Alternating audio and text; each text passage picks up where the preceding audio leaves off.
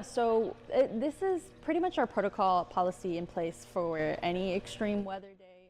We have been fortunate enough to partner with the Love Center, which is here off of Ellis Street. We will proceed as normal. Typically during the week, we will do our checkout, and anyone who doesn't have anywhere to go, the Love Shelter will pick them up, essentially they serve as a day shelter for our clients, so that they can stay within essentially an area where they have people around them. If they need something, they'll get fed. They have the resources around them, and just to be somewhere safe and warm during this cold weather. And then they'll typically drop off our clients around 1:30, 2 o'clock, and we'll do an early check-in. So if there are clients who have nowhere to go, Love Center will take them in during the day, and then they'll come and check in early. If it's on a weekend, like for example, the last winter storm was over the weekend, we'll let the clients stay inside, or if the weather permits, we'll just do a later checkout, depending on the weather. But yeah, we tried basically to monitor whether it's extreme heat or really cold weather. We'll basically watch to see what the meteorologists are saying, and see how we need to alter if it's during the week or on the weekend. That started over the weekend. You know, people are anticipating the snow today, but it's been pretty frigid outside. And so we have already seen an increase in people. Last week, or whenever the previous snowstorm happened, we saw about 20 extra people stay with us that night. So we're pretty much anticipating the same thing this time. We've laid out some extra cots, so that anyone who is out in the cold and doesn't want to stay out in the cold, they can come and stay at the shelter with us. Typically, if it's not super hot or super cold, there's not a warming center or a cooling center. So it's very important that we have people like organizations like the Love Center who provide that space for clients to be somewhere during the day.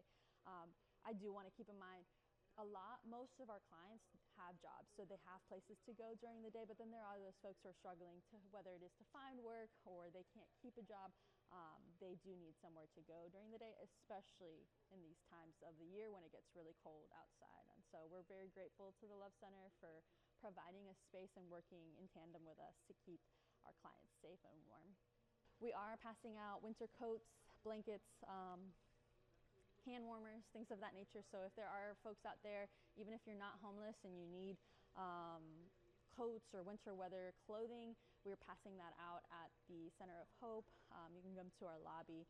We'll likely not have a lot of staff tomorrow since, you know, the roads won't be super safe. But if you find yourself, you know, winter's not over just because it's not snowing, if you find yourself in need of some winter weather, you can always come to the Salvation Army. We have plenty of winter clothing for folks who need it, and we're always accepting donations as well. So if you have folks who want to donate cold weather clothing, we're more than happy to take that off their hands.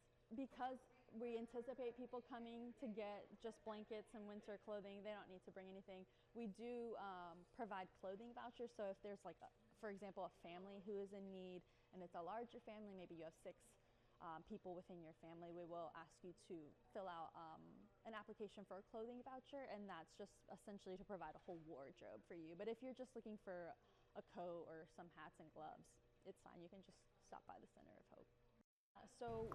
This is pretty much our protocol. So that was just some updates from the Salvation Army of Augusta, again, on how they're preparing with the warming shelters and things of that nature during this cold weather. Again, it's not just when these sort of winter storms come. We're seeing this, they're doing this all the time in the winter. Again, they're asking for donations for those winter coats. They're also providing those coats. So I do have another video I'd like to show you guys. This is a video that I just received from Audrey, who's one of our amazing reporters here, and she was with the Georgia Department of Transportation. I showed that interview earlier from a representative of the Georgia Department of Transportation. So we actually have a video of the brine mixing and the trucks that I'm going to show for you guys, just so you guys can kind of get an idea. I believe it's a mixture of salt and rocks and something else that I can't remember right now. But again, they've been putting this all over the roads in interstates and main highways, just to kind of, even though we're advising people to stay off the roads during these really, really cold temperatures and potential for really hazardous road conditions, just to kind of see a little bit about what they're doing. So I'm going to go ahead and get this video played really quickly.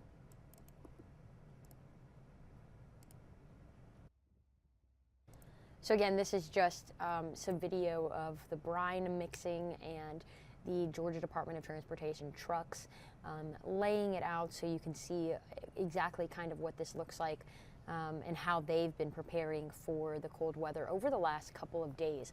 Again, we were told that they've used more than 1.7 million gallons of brine, and that they've treated more than 43,000 lane miles of Georgia interstates, state routes, bridges, and overpasses.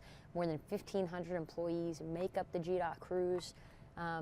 They've traversed the state since early Sunday morning, so over the last couple of days. So all the interstates and priority state routes across the state have been hit at least one time, and many will be treated more than once, we were told. So again, they have 448 snow plows.